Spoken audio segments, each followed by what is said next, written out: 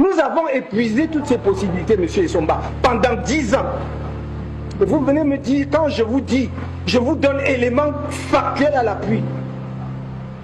Des Camerounais qui disent que si un responsable du MRC gagne la présidentielle, il y aura automatiquement, c'est pas moi qui le dis, c'est entre guillemets coup d'État. Ça vous choque pas, c'est pas un problème, ça ne devrait pas. Mais c'est non, il n'y a que vous, sauf si vous êtes élu, il n'y a que votre victoire, il n'y aura la paix qu'au prix de votre victoire. Je trouve que nous jouons avec notre propre pays. Parce que vous pouvez être employé de RFI, mais vous êtes Camerounais à la base. Même si vous êtes devenu français, vos origines sont ici. Ne jouons pas avec notre pays. Et moi, je ne joue pas avec le Cameroun. À mon âge et à mon parcours, on ne joue pas, M. Essomba. On ne joue pas. On est sérieux dans ce qu'on fait, non. Première question. Est-ce qu'il peut y avoir une situation au lendemain d'une élection présidentielle, par exemple 2025 ou même 2032, l'armée camerounaise décide de prendre le pouvoir? Mais bien sûr que cette hypothèse peut arriver. Et ça peut arriver dans le cas de figure où le MRC remporte les élections. Effectivement, dans cette hypothèse-là, je vois très bien l'armée en train de prendre le pouvoir pour empêcher... Permettez, j'ai parlé du MRC, je n'ai pas parlé de Riffoet, je peux prononcer son nom, c'est avec moi qu'il débattait. Où il a appelé l'armée à intervenir au cas où en 2025, le MRC prenait le pouvoir. Le docteur Riffoet, je suis à haute voix, j'étais à ce débat, c'est avec moi qu'il débattait. Où il a appelé l'armée à prendre les armes. Si jamais le MRC venait à remporter les élections présidentielles en 2027, Iba Bama a répété la même chose. J'ai dit Iba Bama, c'est pas une diffamation. Les archives sont là, c'est archivé. Dans une démocratie, on ne peut pas marcher comme ça. La plainte que le MRC dépose contre mon camarade et moi me rappelle, me conforte dans la posture que si ce parti prenait le pouvoir un seul jour dans ce pays, là, je suis sûr que STV disparaîtrait, je suis sûr que Equinox Télévision disparaîtrait, Canal 2 disparaîtrait, tous les médias critiques de ce pays, je dis médias, presse écrite, télé et autres, n'existeraient plus. Pourquoi? Parce qu'il faudrait simplement qu'on ait sur la place publique les médias qui disent « Oh, le président élu est bon, oh, c'est ça ». La plainte du MRC, au-delà du symbole, parce que dans un pays normal, un citoyen qui se sent blessé est en justice, ça c'est normal. Au-delà de ce symbole, c'est l'expression d'une dictature fasciste qu'on a pu voir que dans le cadre d'un environnement où on a eu des responsables totalitaires incapables d'accepter la moindre critique. C'est comme ça que je reçois cette plainte. Très bien. Et comment est-ce que vous vous organisez? Je veux dire, est-ce que ça va se passer dans le parti? Est-ce que vous allez vous présenter seul? Est-ce que le parti, comment est-ce que ça s'organise? Vous savez, quand on est militant d'une formation politique comme le RDPC, oui, on est toujours accompagné. Parce que le RDPC, par le parti, dans le cas d'espèce? Bien sûr, par le parti. C'est vrai que je vois venir votre question. Vous avez... on a dans notre conseil un avocat qui n'est pas du parti. C'est aussi ça notre droit. C'est-à-dire on reviendra là-dessus. On peut se faire encadrer. Est-ce que les éléments qui ont conduit au coup d'État en Afrique de l'Ouest sont réunis aussi en Afrique centrale ou sont susceptibles d'être réunis en Afrique centrale? La réponse, c'est que certains de ces éléments peuvent être réunis en Afrique centrale et même pour un pays comme le Cameroun. Et là, je suis convergent avec M. Elimbilo, c'est pour ça que je vais le faire court. Parce que on parle, la CEDEAO ne cesse de revenir sur le rétablissement d'un ordre constitutionnel. Mais la question est de savoir c'est quoi un ordre constitutionnel. Ben, un ordre constitutionnel, c'est un ordre où il y a l'état de droit. Et c'est pas Mathias qui va me démentir qu'un état de droit, c'est un état où il y a le droit, mais c'est aussi un état de droit qui est enveloppé de légitimité. Ça veut dire, c'est la définition qu'il m'a un jour lui-même donnée de l'état de droit. C'est mon enseignant aussi, hein, par ailleurs. Une des choses qui manque souvent à ces ordres que nous appelons constitutionnels, c'est la légitimité. Parce que lorsque des gens se taillent des codes électoraux sur mesure, s'écrivent des constitutions sur mesure, les changent quand ils veulent, bâillonnent l'opposition, revisent quand ils veulent, on ne peut pas manifester, on ne peut pas se réunir. Allez regarder ces jours-ci la télévision, la radio-télévision nigérienne. Si vous regardez le journal de 20 heures, du début jusqu'à la fin, dans tout le pays, vous voyez des populations réunies, en train de marcher, en train de féliciter les militaires. Ça transpire le soulagement, c'est-à-dire que vous sentez des gens... Ça montre des gens qui étaient étouffés, asphyxiés, qui n'en pouvaient plus. Et puis le sauveur militaire arrive instinctivement et spontanément, ils le soutiennent. Voilà ce que nous devons tirer comme leçon. Si nous continuons à embastiller l'opposition, à truquer les élections, les mêmes causes électoraux que nous voulons, les mêmes causes produiront les mêmes effets. Lorsque dans un peuple, on a le sentiment que le produit social n'est pas bien redistribué, on peut par désespoir applaudir n'importe qui. Les militaires sont donc applaudis, même si c'est conjoncturellement, mais c'est dans le désespoir. Ces militaires ont un mandat très court, c'est-à-dire qu'ils doivent sortir les populations de ce désespoir. Personnellement, je ne souhaite pas pour un pays comme le Cameroun un coup d'État militaire, parce que nous vivons d'autres coups d'État. Lorsque les élections sont truquées, c'est des coups d'État. Et là, vous parlez d'autres pays, je présume. Non, je parle du Cameroun. Il y a des élections sont truquées. Oui, il y a des organismes qui démontrent que les élections... Ce sont les organismes qui... Non, ça c'est scientifique. Moi, je ne veux pas de... Coup d'État constitutionnel. Tout à fait. Donc, non, justement. Et donc, il faut éviter... Et avec un c'est ça qui crée il faut éviter... Les élections de 92... Il faut éviter... Avec un donné... Les élections de 92, l'élection présidentielle de 92... Nous vivons tous au Cameroun.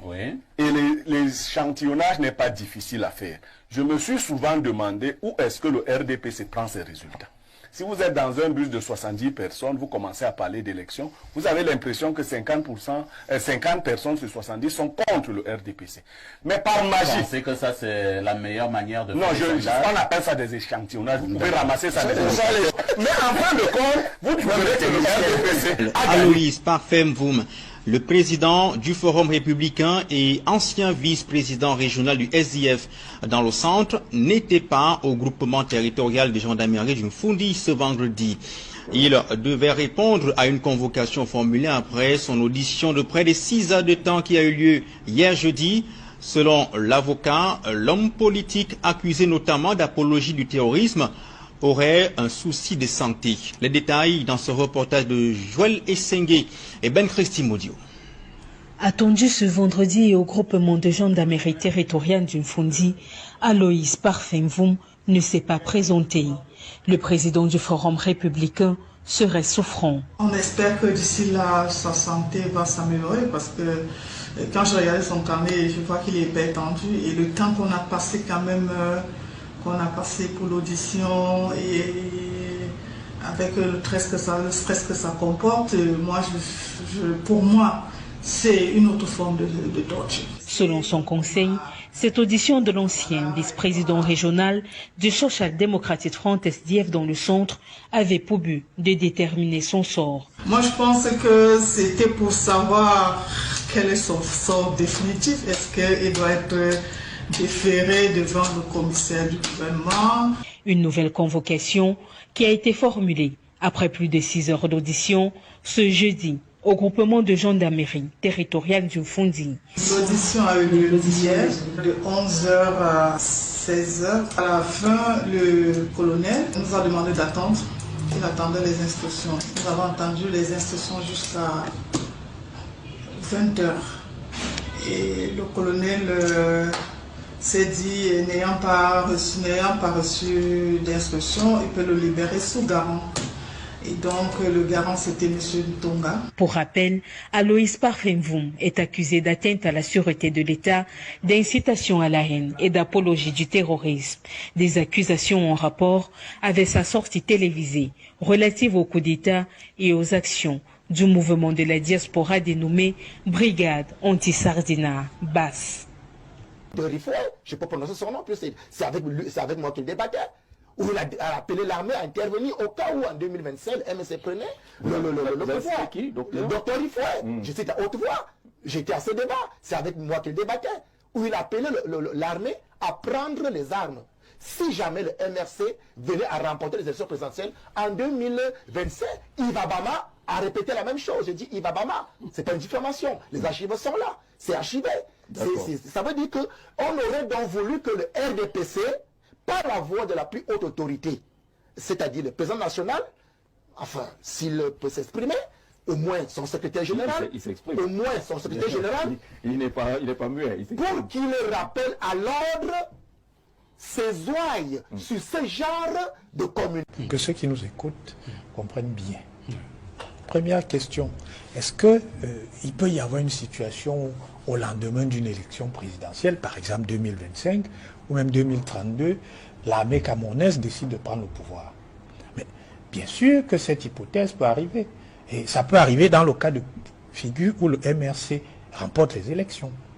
Effectivement, dans cette hypothèse-là, je vois très bien l'armée en train de prendre le pouvoir pour empêcher... Permettez, j'ai parlé du MRC, je n'ai pas parlé du MRC.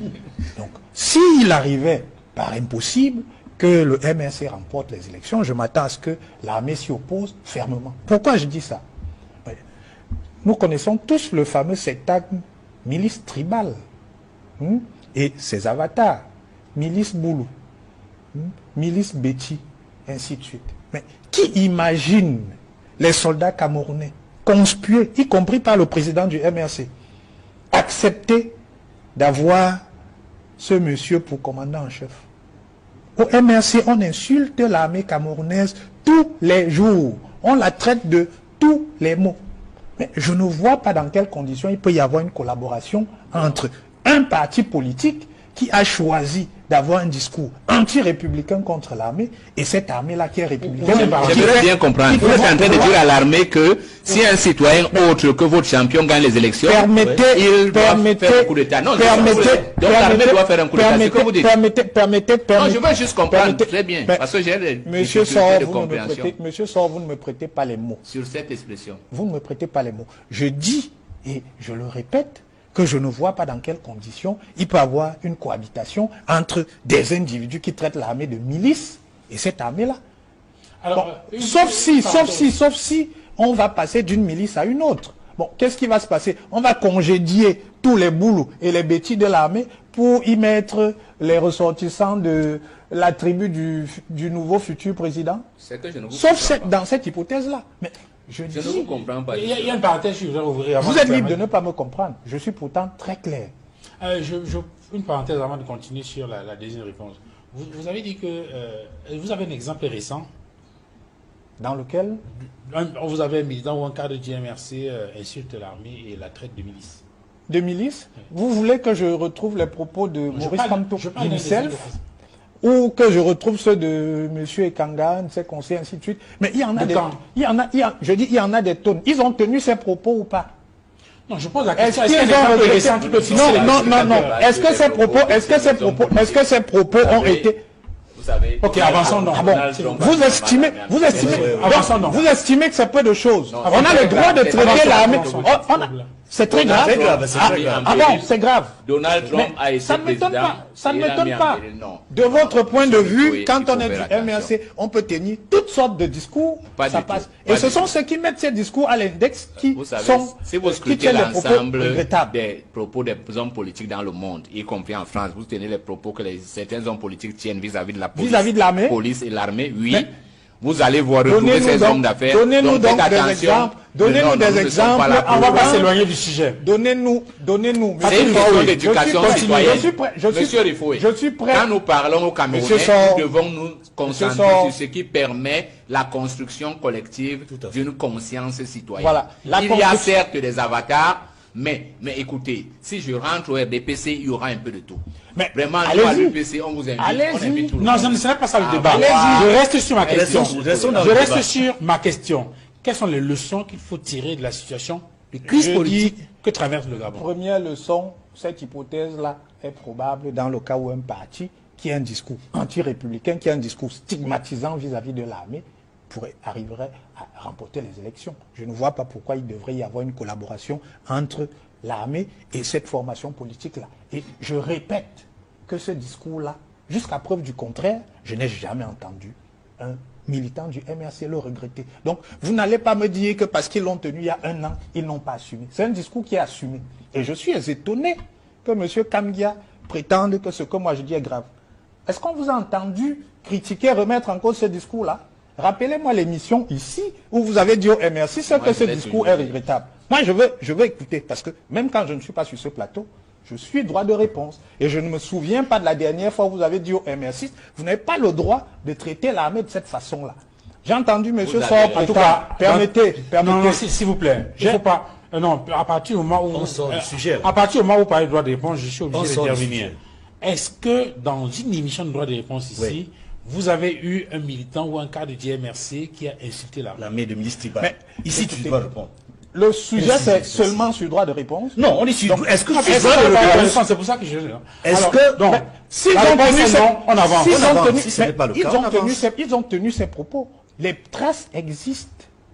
D'accord. Nous sommes d'accord Ok, là-dessus. avançons. Donc ça, c'est... On va laisser les destinateurs, on va laisser aux destinateurs le Voilà. soin Maintenant, de fouiller pour si- savoir effectivement... On n'a pas que ce besoin, fait- hein, moi, là-dessus. je peux... Oui, puisque vous n'avez donné une je peux indication, lui- aucune je- indication précise, donc on va avancer. Ok, puisque vous voulez les indications précises, on va les donner.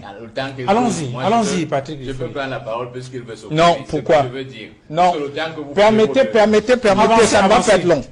Arrêtez pour avoir critiqué.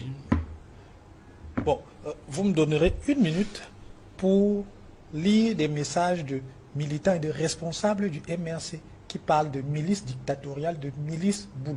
Est-ce que vous permettez? Oui. Parce que Vous avez M. donné ma Mengue a position prétendu là-dessus. que je mentais. Non. Il faut que je Sauf verse que quand même ces éléments vous avez- au dossier. Vous êtes la seule Est-ce que personne vous à avoir la permettez source. Hein. S'il vous plaît. Permettez. Alors, on va pas revenir sur cette Gardez affaire. votre calme. La seule personne Vous avez à avoir la prétendu, source. vous avez prétendu que je mentais. Vous avez prétendu que je mentais, donc Patrick, je vais lire les tweets. Je vais lire Vraiment, les je publications. préfère qu'on ne revienne plus là-dessus. Je voudrais qu'on avance. C'est Ok, donc vous lui demanderez de retirer son allégation. Non, c'est moi qui demande. Ce n'est pas, qu'on passe à pas un autre chose. mensonge. Vous qui Allez-y. devez corriger votre façon d'entretenir, de voir les relations que Écoutez, le MSC entretient. C'est Patrick qui a la parole maintenant. Les faits sont... Vous devez revoir, Les et faits- ça je vous le conseille, revoyez votre façon d'interpréter les relations entre le MRC et l'armée du Cameroun. Vous avez fait le point là-dessus aujourd'hui, ça suffit, hein, je crois qu'on va pas Oui, revenir c'est là-dessus. lui, pour moi, je- Vous avez indiqué que la position du MRC par rapport à... Les faits sont têtus. Le jour où ils regretteront d'avoir tenu ces propos, on en prendra acte. Pour le moment, ils ne l'ont pas fait. Donc on leur impute ces propos et on continuera à le... Plainte du MRC au-delà du symbole, parce que dans un pays normal, un citoyen qui se sent blessé est en justice, ça c'est normal. Au-delà de ce symbole, c'est l'expression d'une dictature fasciste qu'on a pu voir que dans le cadre d'un environnement où on a eu des responsables totalitaires incapables d'accepter la moindre critique. C'est comme ça que je reçois cette plainte. Très bien. Et comment est-ce que vous vous organisez? Je veux dire, est-ce que ça va se passer dans le parti? Est-ce que vous allez vous présenter seul? Est-ce que le parti, comment est-ce que ça s'organise? Vous savez, quand on est militant d'une formation politique comme le RDPC, Oui. On est toujours accompagné. Parce que le RDPC, Par c'est le un parti, dans le cas d'espèce? Bien sûr, par le parti. C'est vrai que je vois venir votre question. Vous avez... on a dans notre conseil un avocat qui n'est pas du parti, c'est aussi ça notre droit. C'est-à-dire que On reviendra on peut se là-dessus. faire encadrer par les avocats du parti. Ils sont nombreux à solliciter cet encadrement, hein, Oui. au-delà de ce que le parti est capable de mettre à notre disposition, a déjà mis même à notre disposition. Il y en a qui acceptent, qui nous appellent pour dire, bon, on peut être partie prenante dans l'affaire, mais bon,